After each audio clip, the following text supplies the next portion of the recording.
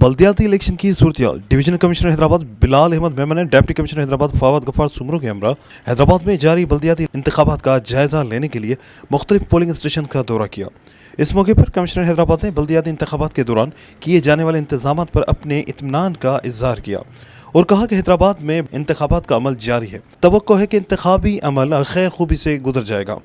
उन्होंने कहा कि जिले के किसी भी इलाके से अदम सहूलियत की शिकायत मौसूल नहीं हुई, जबकि SSP हैदराबाद अमजद अहमद शेख का इलेक्शन सेल का दौरा। बल्दियाती इंतखाबात के आगाज़ में SSP हैदराबाद ने इलेक्शन सेल का दौरा किया और मौजूदा सूरत का जायजा लिया। SSP हैदराबाद ने बल्दियाती इंतखाबात के मौके पर सिक्योरिटी इंतजाम के हवाले से अहम हिदायत जारी की। SSP हैदराबाद की तमाम स्टाफ को मुतहरक रहने की हिदायत। जबकि हैदराबाद लतीफ़ाबाद के बस पोलिंग स्टेशन पर पोलिंग के खात्मे के बाद भी वोट कास्ट करने पर उम्मीदवारों के हामियों के दरमियान कशीदगी दिखाई दी। मॉडल स्कूल पोलिंग बूथ में दो ग्रुपों के दरमियान जबरदस्त नारेबाजी और कशीदगी, जिसके बायस पुलिस की भारी नफरी को तलब कर लिया गया था।